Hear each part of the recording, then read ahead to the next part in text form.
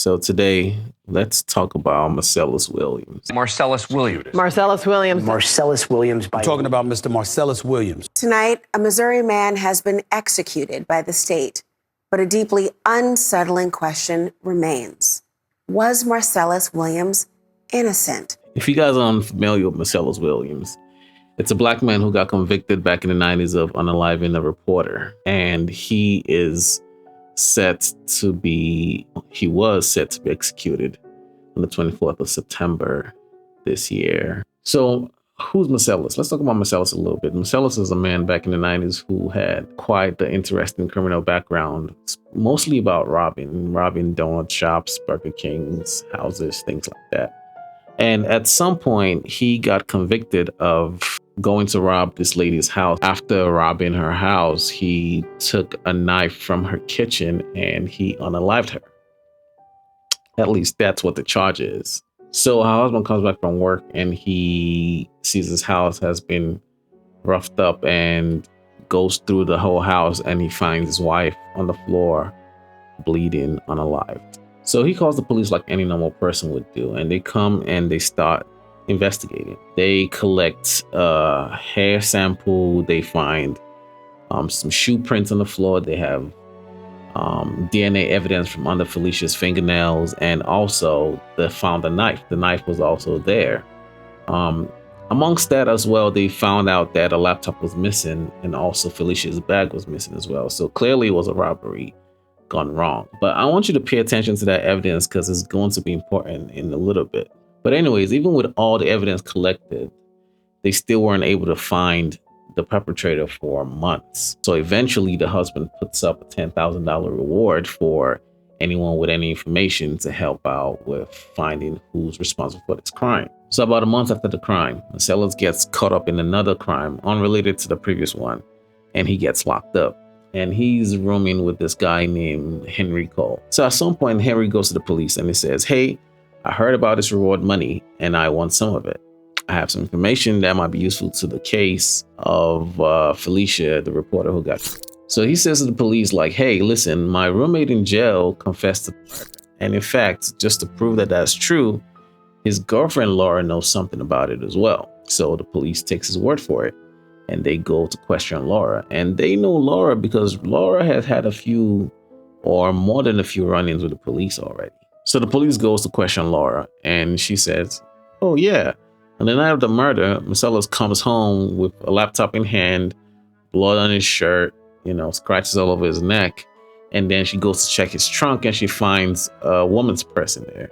So to her, this man is cheating. So she goes and confronts him and he confesses. Now, again, this is his girlfriend. Well, I guess his ex-girlfriend now, because she basically just said he confessed to somebody. So now the police got two witnesses, Henry from jail and Laura, his ex-girlfriend. Now, they didn't put two and two together. I guess they just figured, well, this guy's just out here confessing to a crime for no apparent reason. So the police build a case up and they go to arrest Marcellus and they charge him with first-degree murder, amongst other things. So something very unusual happens at the beginning of this case. Remember Henry, he says he's refusing to testify until he gets a portion of the reward money that was promised to him.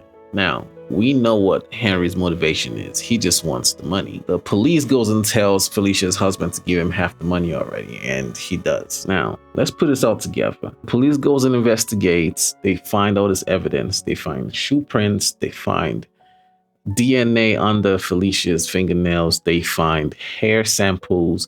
They even have the bloody knife. But for some reason, with all that evidence, they still couldn't tie Marcellus to this crime. But in what seems to be the most unlucky turn of events, they managed to pull off a guilty verdict. And because of his criminal history, he gets the death penalty. And all this time, Marcellus has maintained his innocence. And this happened in the early 2000s.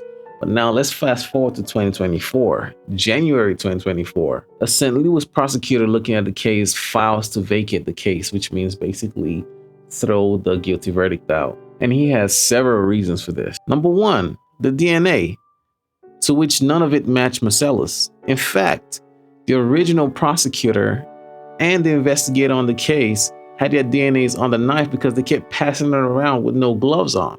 Number two, the two key state witnesses, Laura and Henry, were well-known liars. Number 3, he couldn't even get jury of his own peers because they kept throwing them out for several crazy reasons, and eventually having 11 white juries and 1 black juror. And last but not the least, which is the most pitiful, his lawyers were even more sorry than everybody else on the case because they did almost zero investigation and didn't even try in the least to get him a lighter sentence. So now with all this new information, prosecutors come up with a new deal. They basically offer him an Alfred plea.